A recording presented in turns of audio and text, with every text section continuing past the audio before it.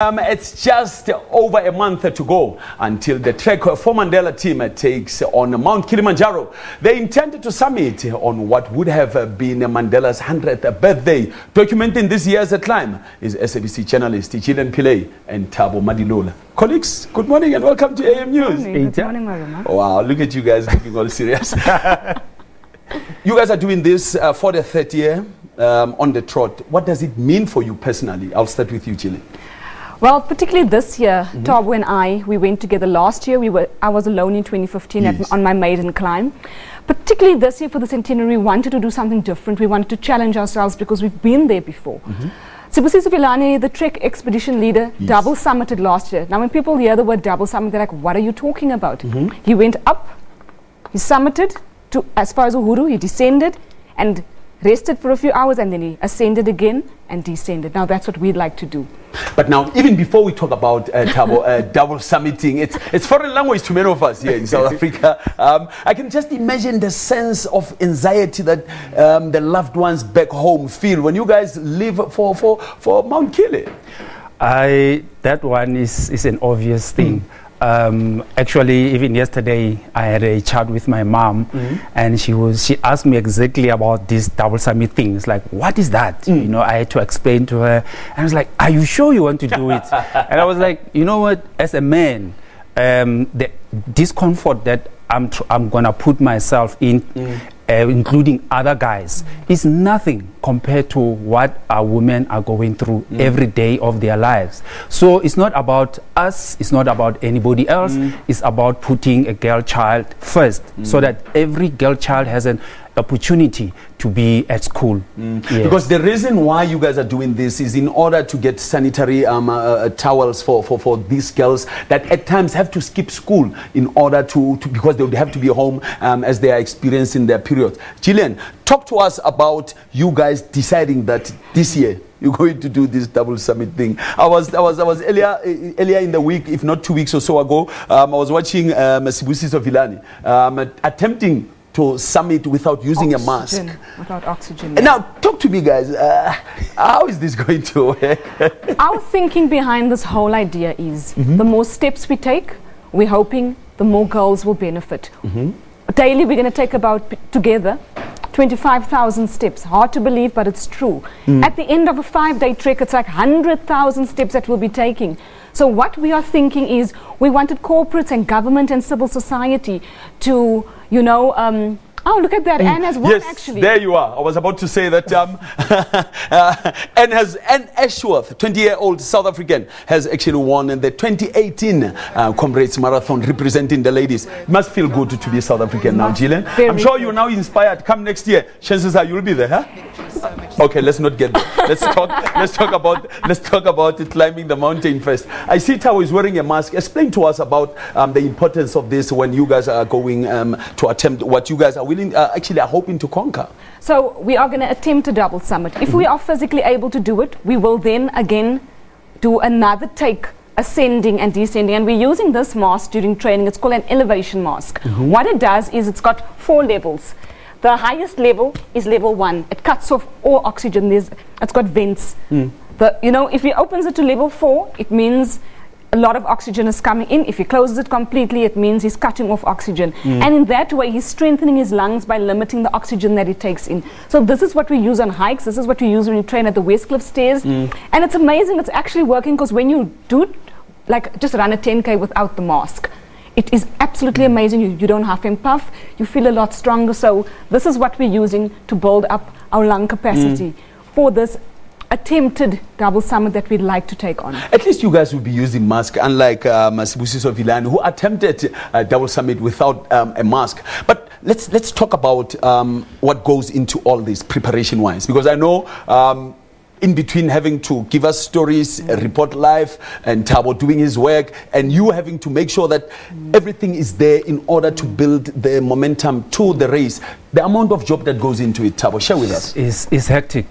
Remember, we still have to do our daily job. You know, 8 to 5:30. Yes, people shouldn't think that because you guys are doing trek for Mandela, no, you are excused of work. No. For the whole 2 months and whatever, we still have to go run around, do stories, package, and after that, you have to almost every day. You have to train, and it's taxing on your body. Let's talk about training. Yes. How detailed is it? How hectically challenging is this whole training that you guys are going through? I always say it begins and ends in the mind.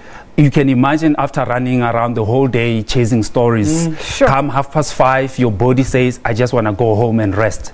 And you have to take off your clothes and then put your turkey and whatever. Usually we will run, or sometimes we use the SABC stairs, you know, like 11 floors. 11th floor. We run up the stairs, come down like maybe 25 times and all those kind of things. 25 times? Yes. Yes. Well, we only count the ups, we don't count the downs. Yes. Or the downs don't count? No, I mean, coming down is easy. Going up, and remember when you go up and come down, it's like one. This brings back a lot of memories. Yes, I was about to say, you guys take me there. This is the two of you guys. This is like 6 Ks from the start to get to this point. And by the time you get here, it's 12 hours later. You can't even, you are beyond exhausted. Wow. You are just saying, if you believe in whichever God, that moment, and you feel closer to him. Very close. A majority of us here, we are tearing actually, we are crying. You know, and for me, I was not actually sure that I was crying or whatever, because I was busy as they were. You can see these visuals. Everybody was hugging and tearing. And the Zulu. Remember, we did it for the husband. It was very touching. It was seriously touching. There's the 3 of you. There you guys. But now, what goes through your minds as you guys are now up there? You are feeling nauseous. Now you are there. You're feeling nauseous at this point. You've got a lot of headaches. You don't feel like eating. You actually don't really realize what you've accomplished until you get back to South Africa. This means up here, you just because you're in the middle of nowhere. No one even knows you. No one says congratulations to you. You are all up there, and it means nothing until you walk through the doors of OR Tambo. Then you realize what you've accomplished. Now, when you walk through those doors of OR Tambo, Thabo, coming back here and knowing what you guys have raised in order, like you were saying, to better the life of a girl child, what does that mean to you as a father, as a South African man, considering what's been happening to our ladies in the recent days? I usually always chat with Gillian. I was saying, you know, now I'm going to reveal my years. Going back, you know, years back, we did stuff A, standard 3, standard and whatever, and form. I remember I was at Memorial Middle School. You know, the whole thing is about knowledge. We didn't know at that time. I remember we were sitting in class, and then there was this young girl. I think she noticed that she was on her periods at that time, and she had to walk out of class. And remember, in class, majority of us guys, we like sitting at the back. And as she was walking towards the teacher in front, and there were like drips of blood, and we laughed. And because of ignorance, you see, had I known what I know now, I wouldn't have laughed. So now it takes me back. That is the main reason why I'm doing this, because a lot of women are going through a lot. I mean, being a guy in life is very easy, according to me, you see. So that is why we had to do this. Gillian, I know South Africans and Africans at large can play a role in order to help you achieve in making a girl child's life better. How can South Africans and the entire continent help you guys reach that dream? We are pledging, we are pleading. If you know, you can come drop pads off at any SABC office countrywide. If you don't want to, you know, send an SMS to the SMS line 42513. 42513. Either Gillian or Thabo M. You can just type Gillian or Thabo M and send an SMS to 42513. If you don't want to do that, just drop off 1 pack of pads at the SABC. And if you're a company that's within good standing financially, just donate 10,000, 1,000, 5,000 pads towards our steps. We are going to take 150,000 steps at the end of this journey, if not more. We're asking companies to start challenging one another to pledge large amounts of pads towards our cause. You started this journey in 2015, and you have Thabo as part of the team. I almost fell into the trap and called him Mr. Pillay. Yes, because he's now Mr. Pillay. I almost became also part of the Mr. Pillays. But personally for you, what does it mean to you? If I can help, if we can help just one child, then we've achieved so much more than we have set out to do. To let a child go through schooling without having to climb a mountain of the embarrassment and the humiliation of not being able to come to school because of pads, then the SABC, Thabo and I, and everyone that's behind us, we've achieved so much more. To just ensure that a child can graduate despite or in spite of the challenges, then we've really done a lot more than we've set out to do. Going forward, Thabo, this is one of those extremely, I would imagine, personal encounters that you said. I mean, I was telling colleagues here that you run the Comrades Marathon, you might be with 20,000 plus people, but it's the loneliest thing ever. Yes. Your message to South Africans and those that might consider donating in order to make this dream become a reality? Yeah. As South African men and African men, and especially South African men, we always read and watch TV what women are going through in this country. The least that we can do, not now, almost every day, is to please, can we just be gentle? You know, if you love yourself as a man, there is no way you can hurt your next partner. You know, and I always say, sex is a choice, but menstruation is not.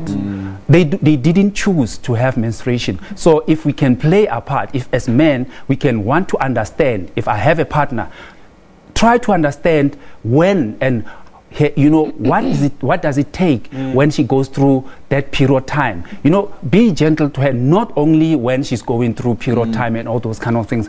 Can we just be real men? Real men. Gillian, one more time. SMS line that people can use in order to pledge their support to this? Send an SMS with the word Gillian or Thabo M. How do you spell Gillian so that people know? G-I-double-L. Or there we have it on the screen. I-A-N or Thabo M to the number 42513. If you don't want to do that, you can drop pads off at any SABC office countrywide. One pack of pads can change the life of a girl child. All the best to you guys. I've seen the change that your work does. I've seen you guys handing over pads to a number of schools in the Northwest, in other parts of the country. I think you guys are doing a stellar of a job. May you guys not get tired, but keep on climbing those mountains. Which one are we conquering next? Everest. Everest. Yeah. Everest it is, then. Yes. Everest it is. Of course, that was SABC journalist Gillian Pillay and Thabo Madilola. Up next is your weather update.